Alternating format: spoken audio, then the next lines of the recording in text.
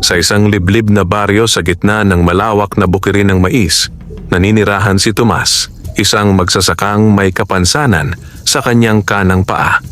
Bata pa lamang siya nang masugatan sa isang aksidente sa bundok, dahilan upang siya ay tuluyang lumakad na may pilay. Gayunpaman, hindi iyon naging hadlang para ipagpatuloy niya ang pagtatanim at pagbubungkal ng lupa. Kasama niya sa buhay ang kanyang asawa na si Aling Rosa, isang payat at maputlang babae na madalas himatayin dahil sa matinding karamdaman. Wala silang anak at tanging ang kanilang maliit na kubo at maliit na bahagi ng maisa ng tanging yaman.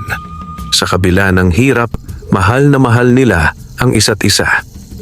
Ngunit sa bawat gabi, may bulong na umaalingaw-ngaw sa kanilang paligid. Ang mga kapitbahay ay madalas nagkukwento tungkol sa isang itim na duwende na naninirahan sa gitna ng maisan. Isang nilalang na sinasabing mapaglaro at mapanakit kapag ginulo. Marami na raw magsasakang nagtatangkang palawakin ang kanilang taniman ang bigla na lamang pinapahamak. Nabubulok ang mga mais, nagkakasakit ang kanilang mga hayop, at minsan sila'y nagkakasakit din ng walang paliwanag. Si Tomas, kahit mahirap, ay hindi naniniwala noon sa mga alamat. Ngunit dumating ang panahong tila siya mismo ang sinusubok. Habang siya ay nakikipagbuno sa kanyang sakahan, napapansin niyang unti-unting natutuyo ang kanyang mga mais. Wala itong dahilan sapagkat sapat ang ulan at maalaga siya sa lupa. Isang gabi, habang pauwi siya mula sa pagbabantay ng kanyang pananim, narinig niya ang mahihinang halakhak na parang mula sa ilalim ng lupa. Ang tunog ay nagmumula sa gitna ng maisan. Pilit niyang tinunton ang pinagmulan kahit nanginginig ang kanyang tuhod. At doon niya nasilayan, isang maliit na nilalang, kulay uling ang balat, matatalim ang mga mata at may ngising mapanukso. Ito'y nakaupo sa ibabaw ng isang ugat ng punong mais, hawak ang maliit na baston na tila gawa sa sungay ng hayop. Hindi ka marunong makiramdam, Tomas. Bulong ng nilalang na parang hangin ng boses. Ang lupang ito ay akin. Nanigas si Tomas, hindi makapaniwala sa kanyang nasasaksihan. Ngunit higit sa lahat, naisip niya ang kanyang asawang naghihintay sa bahay, mahina at sakitin. Hindi niya maaaring ipagsapalaran ng kabuhayan nila. Hindi kita ginugulo, nanginginig niyang tugon. Nais ko lang magtanim para may makain kami ni Rosa. Wala na kaming iba. Ngumisi ang duwende, ang kanyang mga mata ay kumikislap sa dilim. May kapalit ang bawat bagay sa lupa, magsasaka. Kung nais mong manatiling buo ang iyong ani, kailangang may iaalay ka. At doon nagsimula ang kasunduan na magdadala kay Tomas at kay Rosa sa isang bangungot na hindi nila inaasahan. Kinabukasan, hindi mapakali si Tomas. Buong magdamag niyang iniisip ang mga salitang binitawan ng itim na duwende. Pagmulat niya ng mata, sinalubong agad siya ng ubo ni Aling Rosa na halos ikahulog nito mula sa papag. "Ayos ka lang ba, Rosa?" tanong ni Tomas. Agad siyang inalalayan. Kita sa mukha niya ang pagkabahala sapagkat araw-araw ay tila humihina nang humihina ang kanyang asawa. "Masakit pa rin ang dibdib ko, Tomas," mahina nitong sagot. "Huwag mong isipin ang kalagayan ko. Ang importante makapagani tayo. Malapit na tayong maubusan ng bigas." Ngunit sa puso ni Tomas, alam niyang hindi na niya kayang ipagsawalang bahala ang nangyari kagabi. Paano kung tama ang mga tsismis? Paano kung ang pagkakasakit ni Rosa ay may kinalaman sa nilalang na iyon? Kinahapunan, sa kabila ng panghihina ng kanyang paa, muling naglakad si Tomas papuntang maisan. Habang siya ay naglalakad, nararamdaman niya ang malamig na hangin na tila humahaplos sa kanyang balat. Isang kakaibang lamig na hindi dala ng panahon kundi ng presensya ng isang nilalang. At doon nga, sa mismong lugar kung saan nakita niya kagabi, muling nagpakita ang duwende. Nakaupo ito, nakangisi. Para bang inaasahan talaga ang kanyang pagdating. "Bumalik ka, Tomas. Sabi nito na parang boses na dumadagundong sa loob ng kanyang ulo. Handa ka na bang makipagkasundo? Huminga ng malalim si Tomas. Pinilit lakasan ng loob. Ano ba talaga ang kailangan mo? Dahan-dahang tumayo ang duwende. Ang kanyang maliit na katawan ay tila dumudulas sa hangin. Hindi ko kailangan ng ginto. Hindi ko kailangan ng kayamanan. Ang kailangan ko ay alay. Nanlaki ang mga mata ni Tomas. Anong ibig mong sabihin? Hindi ako pumapatay. Hindi ako magnanakaw. Ngumisi ang duwende at itinuro ang silangan kung saan nakatayo ang maliit na kubo nila ni Rosa. Ang iyong asawa, mahina, sakitin. Ang kanyang hininga ay parang kandilang nauupos. Ibigay mo siya sa akin at sisiguraduhin kong ang iyong mga pananim ay yayabong. Ikaw ay yayaman at wala ka nang iintindihing kahirapan. Parang binuhusan ng malamig na tubig si Tomas. Napaurong siya, nanginginig ang kamay at halos hindi makapagsalita. Hindi ko magagawa iyon. Mahal ko si Rosa higit sa lahat. Kung mamamatay man siya, mas gugustuhin kong kami maghirap kaysa ipagpalit siya sa mga mais at kayamanan. Ngunit imbes na magalit, muling ngumisi ang duwende. Kung ganoon, may ibang paraan. Ngunit mahirap at baka hindi mo kayanin. Lumapit ang duwende at inilagay ang maliit na baston sa mapalad ni Tomas. Pagdampi pa lamang nito, nakaramdam siya ng matinding kirot sa kanyang pilay na paa. Kung nais mong mailigtas ang asawa mo, kailangan mong patunayan ang iyong lakas. May 3 pagsubok na dapat mong pagdaanan. Ngunit tandaan mo, magsasaka. Sa bawat pagsubok ay may kabayaran. Kung ikaw ay pumalya, hindi lamang ikaw ang mawawala, kundi pati ang kaluluwa ng iyong asawa. Nanginginig si Tomas habang pinagmamasdan ang baston. Sa kanyang isip, naririnig pa rin niya ang ubo ni Rosa, ang kanyang marupok na katawan at ang mga gabing wala silang makain. At sa unang pagkakataon, tumango siya.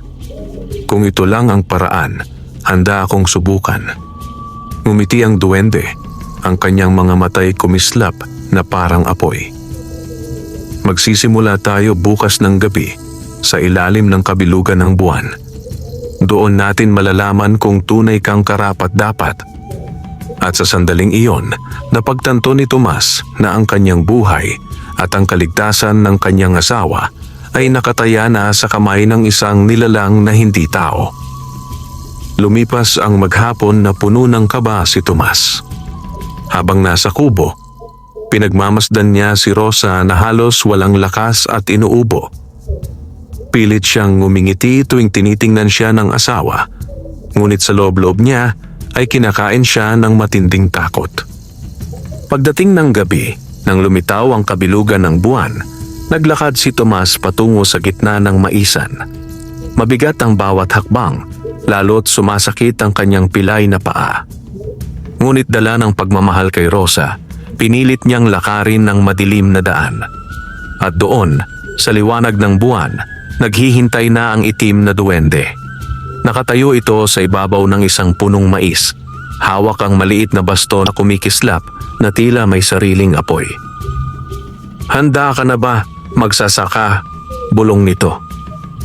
Tumango si Tomas kahit nanginginig ang tuhod. Ano ang unang pagsubok? Ngumisi ang duwende at itinuro ang lupa. Sa isang iglap, parang bumuka ang paligid at nalunod si Tomas sa matinding liwanag. Pagmulat niya ng mata, wala na siya sa maisan. Sa halip, nasa isang malawak na parang napuno ng mga tuyot na halaman, basag na palayok at mga bitak sa lupa. Ang unang pagsubok, wika ng tinig ng duwende na umaaling-aungaw sa hangin, ay ang pagsubok ng gutom. Sa lupang ito, kailangan mong maghanap ng butil ng mais na itinago ko. Ngunit mag-ingat ka, sapagkat may mga nilalang na nagbabantay. Hawak lamang ni Tomas ang bastong iniabot sa kanya. Habang naglalakad siya, napansin niyang tila mas gumagaan ang kanyang paa. Ang pilay na dati hadlang ay unti-unting nababawasan ng kirot. Ngunit hindi pa man siya nakakalayo, biglang umungol ang lupa. Mula sa ilalim, may sumulpot na mga nilalang na parang pinaghalong aso at baboy, may matutulis na ngipin at mata na pula. 4 silang nakapaligid kay Tomas, gutom na gutom at tila handang lapain siya. Kinabahan si Tomas, ngunit naalala niya ang bilin ng duwende. Gamitin mo ang baston.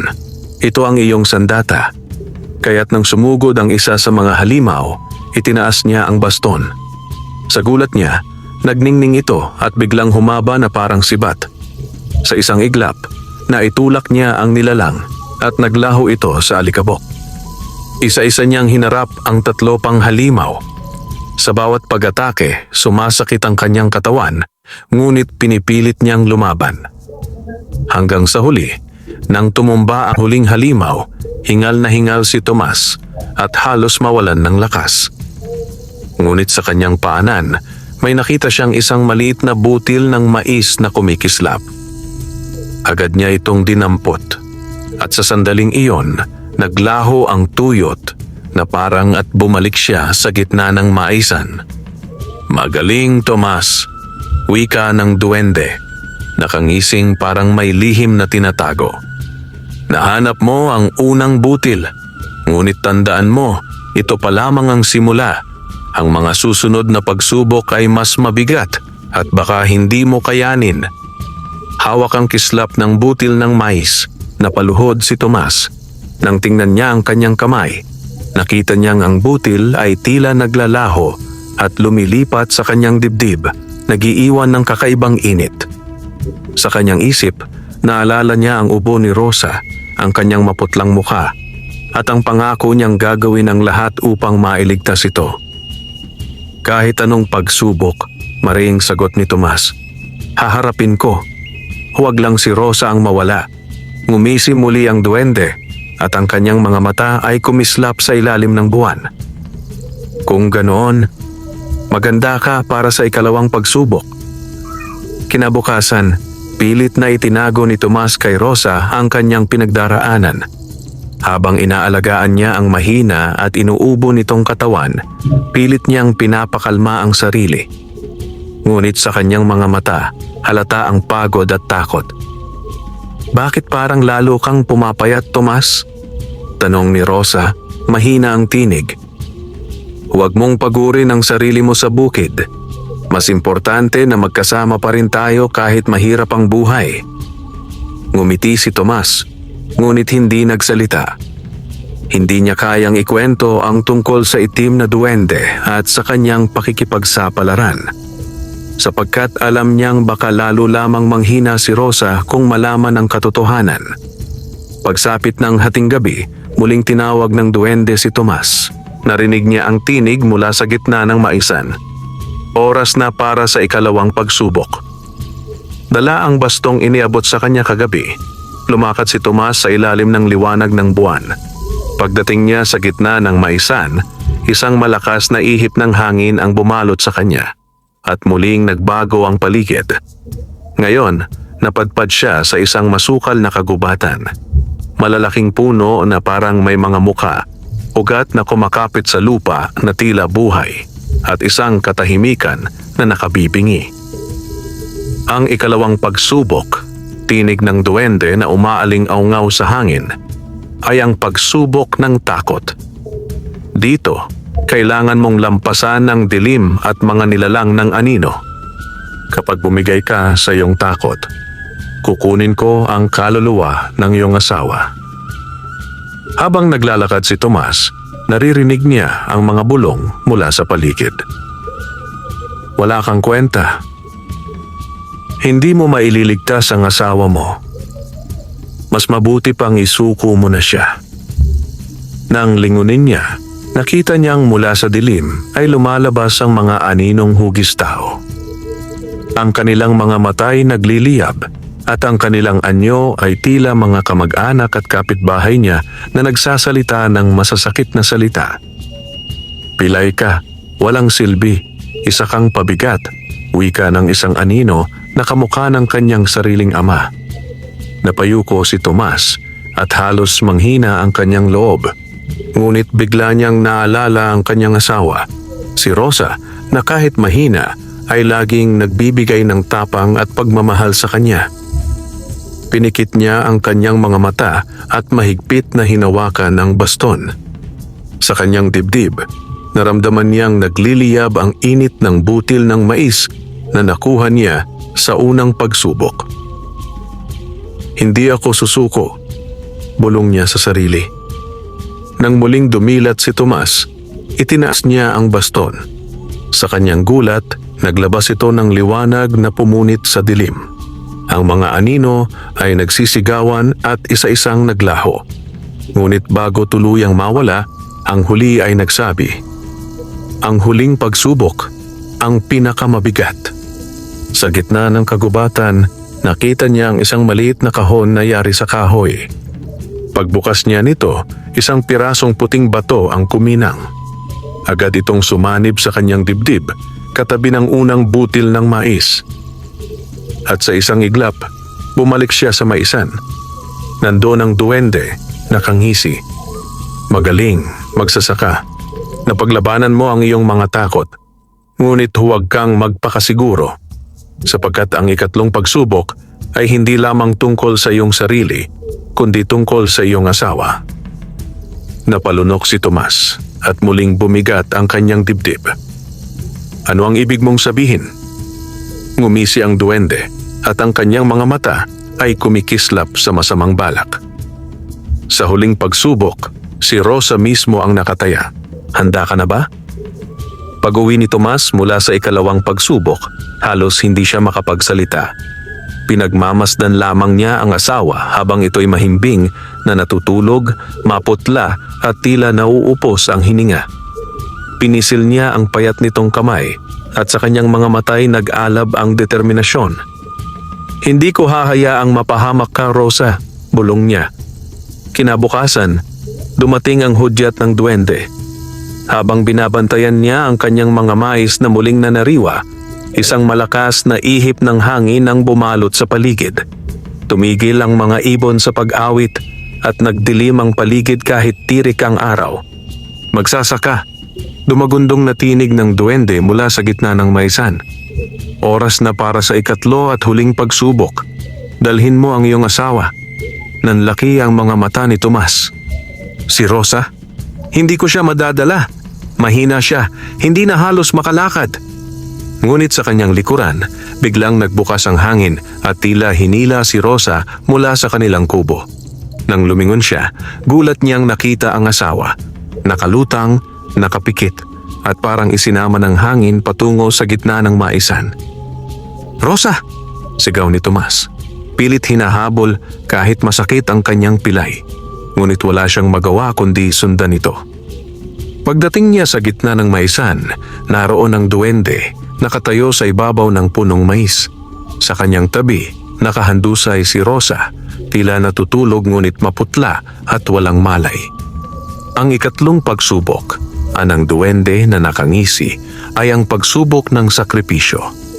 Upang tuluyang mailigtas ang iyong asawa, kailangan mong pumili. Ibigay ang iyong sarili kapalit niya, o hayaang siya ang kunin ko bilang kabayaran. Para siyang binagsakan ng langit at lupa. Nanginginig ang kanyang mga kamay habang tinitingnan ng asawa. "Bakit siya pa? Ako na lang ang parusahan. Ako ang kausap mo, hindi siya." Ngunit umiling ang duwende. Ganyan ang batas. Ang kaluluwa ay laging may katumbas. Ang tanong, alin ang pipiliin mo? Lumuhod si Tomas sa tabi ni Rosa, hinaplos ang kanyang pisngi. Bumaling siya sa nilalang at sa kabila ng takot, mariin ang kanyang sagot. "Kung may dapat kang kunin, ako na. Ako ang magsasaka, ako ang nakialam sa iyong lupa. Huwag si Rosa. Mahal ko siya higit sa lahat. Kahit saan mo ako dalhin, kahit sa impyerno, handa akong sumama." Sandaling natahimik ang paligid. Ang buwan ay tila nagliwanag sa kanilang gitna. Tinitigan siya ng duwende at ang ngisi nito'y napalitan ng kakaibang titig, parang nagulat sa kanyang desisyon. Handa kang ialay ang sarili mo para sa isang mahina at sakitin? Tanong ng duwende. Oo, sagot ni Tomas na walang pag-aalinlangan dahil siya ang dahilan ng bawat paghinga ko. Biglang kumislap ang baston sa kanyang kamay at ang dalawang liwanag, ang butil ng mais at ang puting bato mula sa mga naunang pagsubok ay nagsanib at pumasok sa kanyang dibdib. Isang matinding liwanag ang bumalot sa buong maisan. Napaigtad ang duwende, napaatras at napasigaw. Imposible! Ang tao ay laging makasarili. Paanong kaya mong isakripisyo ang sarili mo? Nang bumalik ang lahat sa ayos, nakita ni Tomas na gumalaw si Rosa, unti-unting nagigising. Ang kanyang mukha ay nagkaroon ng kulay at ang kanyang paghinga ay gumaan. Para bang gumaling siya sa isang iglap. Ngunit ang duwende, nanginginig at galit ay tumitig kay Tomas. Hindi pa tapos ito, magsasaka. Pinili mo ang landas ng kabayanihan, ngunit bawat pagpili ay may kapalit. At iyon ay malalaman mo sa mga darating na araw. At sa isang iglap, naglaho ang duwende sa usok at hangin. Iniwan silang mag-asawa sa gitna ng maisan. Magkahawak kamay na bumalik sa kubo sina Tomas at Rosa matapos ang nakakatakot na gabi. Si Rosa, na dati halos hindi makalakad at palaging inuubo, ngayon ay tila may kakaibang lakas. Ang kanyang pisngi ay muling nagkaroon ng kulay at ang kanyang mga mata ay may ningning na matagal nang nawala. Tomas! Mahina ngunit malinaw ang boses ni Rosa. Parang gumaan ang dibdib ko. Wala na ang bigat na dati kong nararamdaman. Ano ang nangyari? Napaluha si Tomas, niyakap ang asawa. Hindi niya masabi ang buong katotohanan. Ngunit sa kanyang puso'y alam niyang sakripisyong kanyang pinili ang dahilan ng biglaang paggaling nito. Ang mahalaga, Rosa, tugon niya, ay ligtas ka na. At mula ngayon, gagawa ako ng lahat para hindi ka na muling mahirapan. Kinabukasan, habang nagbabantay si Tomas sa maisan, napansin niya ang kakaibang pagbabago. Ang mga tuyot na tangkay ay nagsimulang maglabas ng malulusog na bunga. Ang dating halos wala ng laman na lupa ay biglang nagdulot ng masaganang ani. Halos hindi makapaniwala si Tomas. Sa loob lamang ng isang gabi, ang kanilang taniman ay nagmistulang ginto sa dami ng mais na sabay-sabay na munga. Ang mga kapitbahay na dati nagdududa sa kanya ay nagsimulang magtaka. Anong sekreto mo, Tomas? Tanong ng isa. Paano mo napalago agad ang maisan? Samantalang sa amin, halos patay na lahat ng pananim. Ngumiti lamang si Tomas at umiwas sa tanong. Alam niyang hindi ito pangkaraniwang biyaya, kundi bunga ng kasunduan at sakripisyo na kanyang ginawa. Ngunit sa kabila ng kasaganaan, may kakaibang bigat ang nararamdaman ni Tomas. Bawat gabi, kapag natutulog siya, nananaginip siya ng malamig na tinig na bumubulong. Hindi pa tapos, magsasaka. May kapalit ang lahat. At sa kanyang mga kamay, tuwing umaga ay nakikita niya ang manipis na bakas ng usok, tila marka ng sumpa. Isang gabi, habang mahimbing ang tulog ni Rosa, muling lumitaw ang duwende sa kanyang panaginip. Nakaupo ito sa ibabaw ng isang puno ng mais, nakangisi, at ang mga mata ay kumikislap ng pula. Akala mo ba libre ang sakripisyo, Tomas? Bulong nito. Iniligtas ko ang iyong asawa, ngunit ikaw ang magdadala ng bigat ng kanyang karamdaman. Nagising si Tomas, pawis na pawis, at agad niyang napansin ang kakaibang bigat sa kanyang dibdib. Umubo siya ng malakas at sa kanyang kamay ay may bahid ng dugo. Kinabukasan, napansin ni Rosa ang kanyang panghihina. Tomas, bakit parang ikaw naman ang may sakit? Ang lakas ko na ngayon, pero ikaw ang biglang pumapayat. Pilit nang ngumiti si Tomas, kahit nanginginig ang katawan. Wala ito, Rosa. Pagod lang sa pagtatrabaho. Ngunit sa kanyang isipan, alam niyang totoo ang sinabi ng duwende. Inilipat dito ang bigat ng sakit ni Rosa. Ang bawat hininga niya ay nagiging mas mabigat at ang kanyang pilay ay tila lumalala. Sa kabila ng kasaganaan sa Maysan, nagsisimulang lumapit ang inggit ng mga kapitbahay. May ilan nang nagbubulong-bulong, may nagsasabing baka gumagamit siya ng kulam o agimat. At sa dilim ng gabi, muling narinig ni Tomas ang tinig ng duwende. Maghanda ka, magsasaka. Ang sakripisyo ay simula pa lamang. Susubukin kita kung hanggang saan ang kaya mong tiisin para sa iyong asawa. Napaiyak si Tomas habang nakayakap kay Rosa. Hindi alam kung hanggang kailan niya matatanggap ang kapalit ng kanyang pinili. Lumipas ang mga araw at lalo pang naging masagana ang maisan ni na Tomas at Rosa.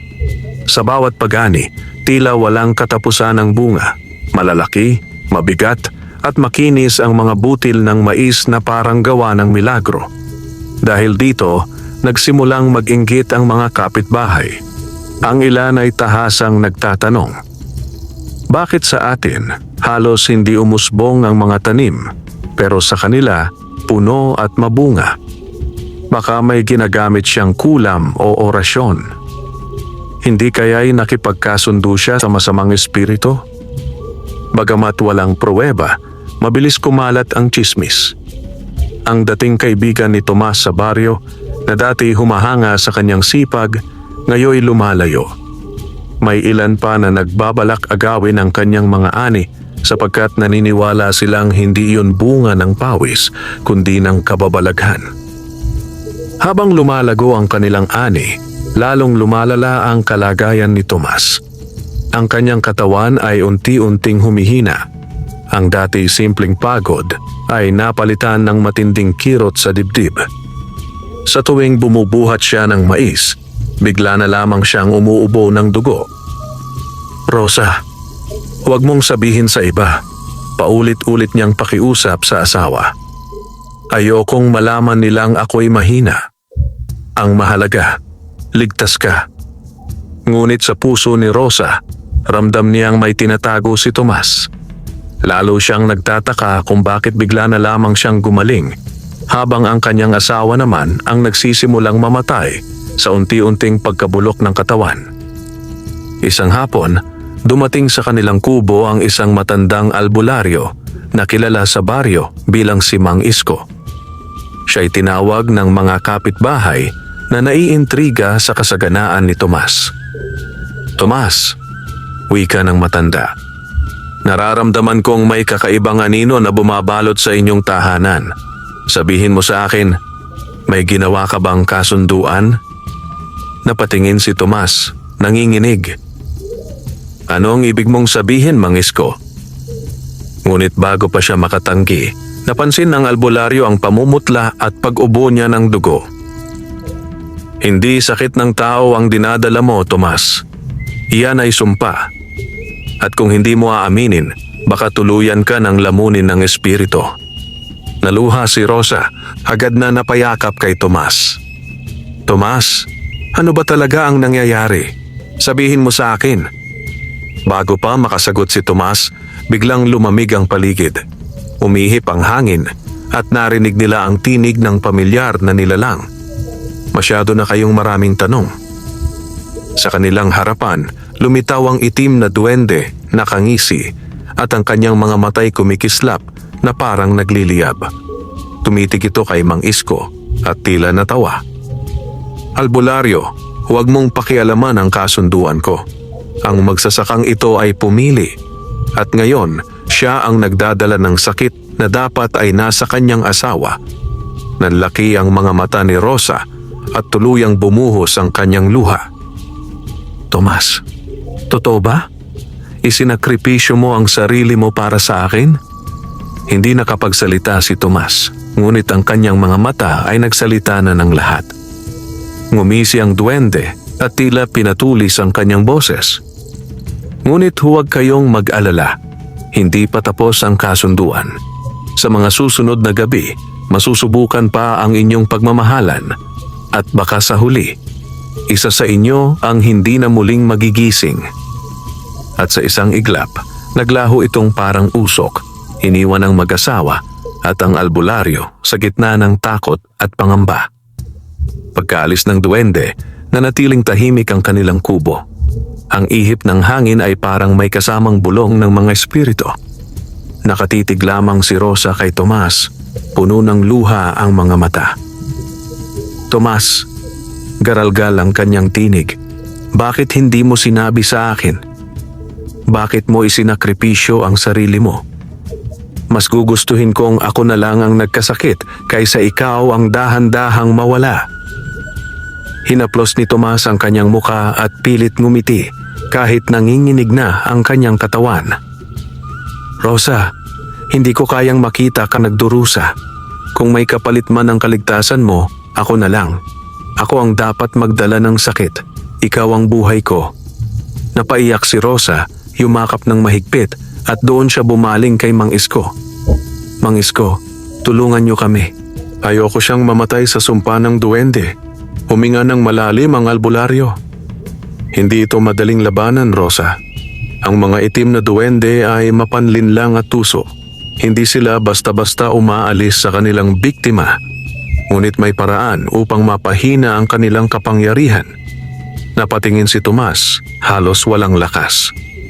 Sabihin niyo, Mang Isko, kahit ano, basta't maligtas si Rosa. Umiling si Mang Isko. Hindi lang si Rosa ang nakataya dito, Tomas, pati ang kaluluwa mo.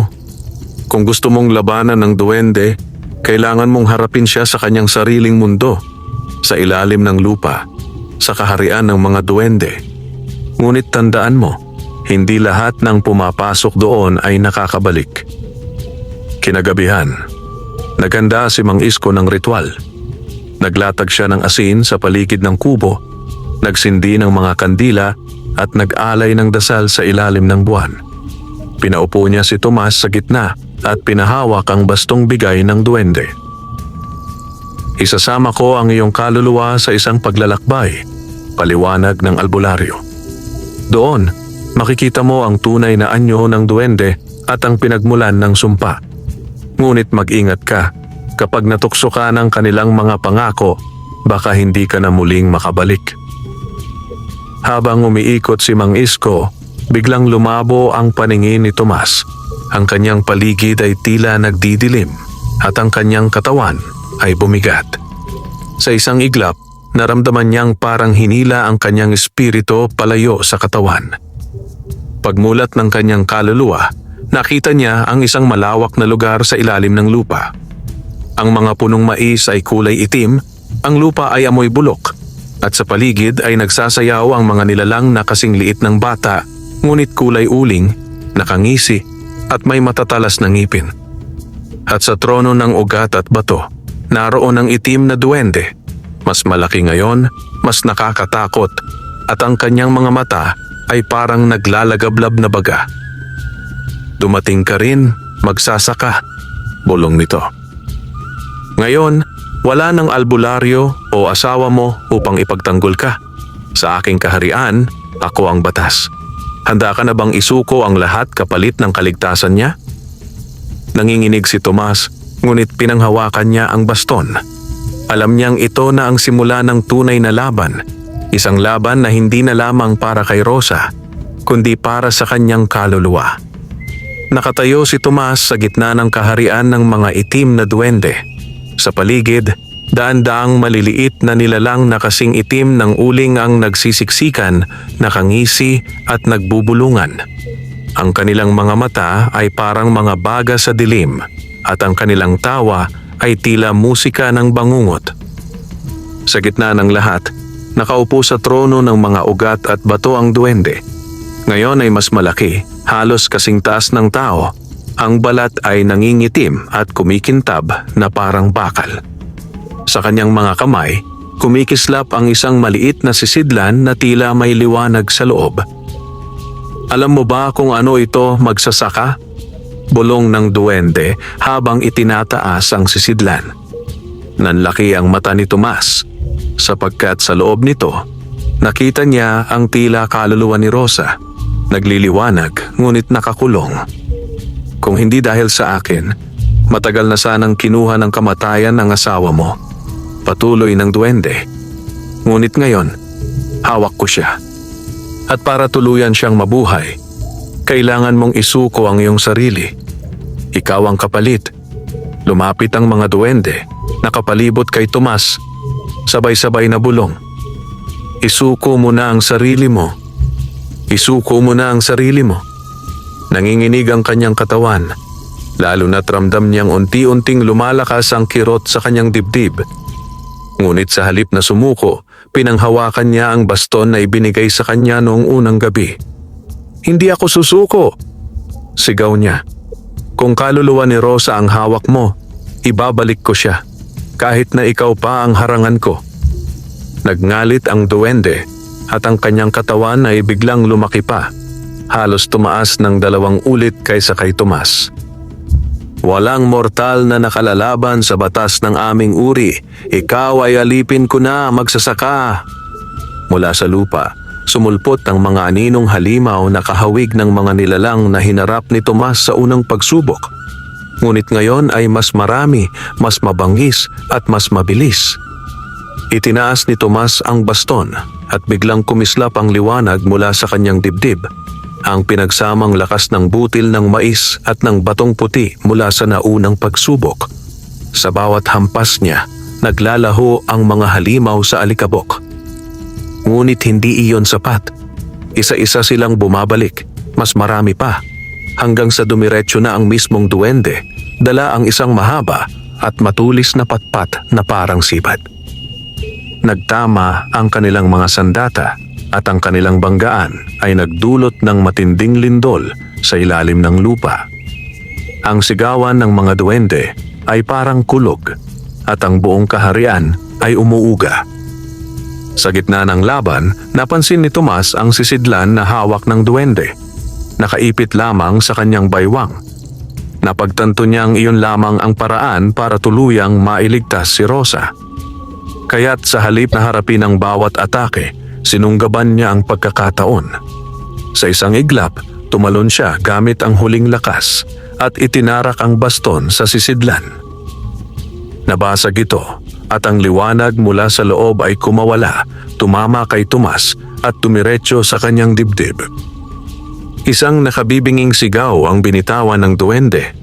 Ang kanyang katawan ay kumulot at natunaw na parang usok at ang mga maliliit na duwende ay nagsitakbo at naglaho. Nang bumalik ang lahat sa katahimikan, nakaramdam si Tomas ng kakaibang bigat. Ang liwanag na galing kay Rosa ay nasa kanyang dibdib, ngunit kasabay nito, parang may bahagi ng kanyang kaluluwa ang nauupos. Rosa, bulong niya habang unti-unting nagdidilim ang kanyang paningin. Kung ligtas ka na, sapat na iyon. At sa huling saglit, naramdaman niyang bumuka muli ang lupa at ang kanyang kaluluwa ay ibinabalik sa katawan. Ngunit hindi na niya alam kung siya ba ay muling magigising. Nang bumalik ang liwanag, nagmulat si Rosa sa kanilang kubo. Para bang isang mahaba at mabigat na panaginip lamang ang lahat. Sa unang pagkakataon matapos ang maraming taon, ramdam niya ang lakas sa kanyang katawan. Wala na ang ubo, wala na ang sakit sa dibdib. Ngunit nang lumingon siya sa tabi, nakita niya si Tomas na nakahandusay sa papag, maputla at halos hindi humihinga. "Tomas!" sigaw ni Rosa. Agad siyang napaluhod at niyakap ang asawa. "Gising! Huwag mo akong iiwan!" Dahan-dahang iminulat ni Tomas ang kanyang mga mata. Mahina ang kanyang boses, ngunit puno ng pagmamahal. "Rosa, ligtas ka na. Iyon lang ang mahalaga." Umagos ang luha ni Rosa. Hindi ako papayag. Kung ako ang nagkasakit noon, dapat ako ang lumisan. Bakit mo kinuha lahat ng sakit ko? Ngumiti si Tomas, kahit hirap na hirap. "Dahil mahal kita higit sa sarili ko. Ang bawat hininga mo, siya ring dahilan ng bawat sakripisyo ko." Biglang bumukas ang pinto ng kubo at dumating si Mang Isko, ang albularyo. Nakita niya ang kalagayan ni Tomas at agad naglatag ng mga dahon at langis. Pinilit niyang iangat ang huling lakas ng magsasaka. Matindi ang sumpang dinadala niya, wika ng matanda. Ngunit may natitira pang pag-asa. Rosa, kailangan nating ipaglaban ang kaluluwa ni Tomas. Isinagawa ni Mang Isko ang huling dasal. Binasbasan si Tomas ng langis at usok mula sa mga halamang gamot. Ngunit bawat sandali, lalo lamang lumulubog sa dilim ang kamalayan ng magsasaka. Habang isinasagawa ang ritual, muling lumitaw ang tinig ng duwende sa loob ng kubo, bagamat wala na itong katawan. Hindi kayo makakatakas. Ang sakripisyo ay akin na. Ang buhay ng magsasaka ay kabayaran sa buhay ng babae. Ganyan ang batas ng aming uri. Lumuha si Rosa, humawak ng mahigpit sa kamay ng asawa. Kung ganon, kunin mo na rin ako. Hindi ko kayang mabuhay nang wala si Tomas. Sandaling natahimik ang tinig at tila sa unang pagkakataon, nagpakita ito ng alinlangan. Hindi ko nauunawaan. Bakit handa kayong mamatay para sa isa't isa? Biglang kumislap ang baston ni Tomas na nakapatong sa gilid ng papag. Ang liwanag nito ay nagliwanag sa buong kubo at ang mga dasal ni Mang Isko ay tila sinamahan ng apoy ng kalangitan. Ang tinig ng duwende ay napasigaw. Hindi! Ang inyong pagmamahalan ay mas malakas pa sa sumpa.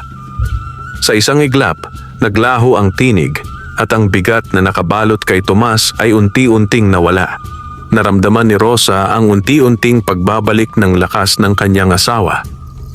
Pagmulat ni Tomas, huminga siya ng malalim. Hindi pa rin nawala ang kanyang pilay, ngunit ang sakit na kumakain sa kanyang dibdib ay naglaho. Rosa. Bulong niya, hawak ang kamay ng asawa. Buhay pa tayo, magkasama pa rin. Lumipas ang mga linggo at unti-unti silang nakabangon. Ang kanilang maisan ay nanatiling masagana at ang mga kapitbahay na dati naiinggit ay napilitang humanga at humingi ng tawad sa kanilang mga paratang. Ngunit hindi na mahalaga iyon kina Tomas at Rosa. Ang tanging mahalaga ay ang kanilang buhay na magkasama, kahit hirap at pilay ang dala. Sa bawat butil ng mais na kanilang inaani, nakikita nila ang alaala ng sakripisyo, ang kanilang pag-ibig na nagtagumpay laban sa sumpa ng itim na duwende. At sa mga gabi, habang nakahiga sa ilalim ng mga bituin, ibinubulong ni Tomas sa asawa.